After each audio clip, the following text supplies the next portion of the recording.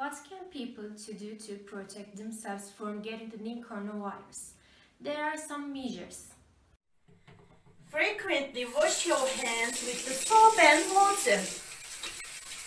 When coughing and sneezing, use a tissue or your elbow.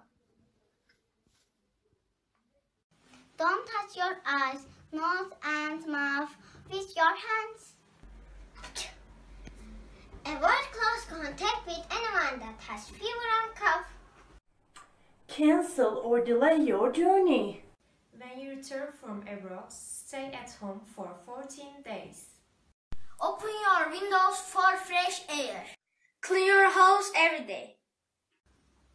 Do not share your personal belongings such as towels. Wash your clothes at 60 or 90 degrees. Please avoid close contact such as handshaking and hugging. Drink plenty of water. Eat healthy food regularly and pay attention to your sleeping 2 rounds. If you have any symptom, don't contact the elderly. Don't go out without mask.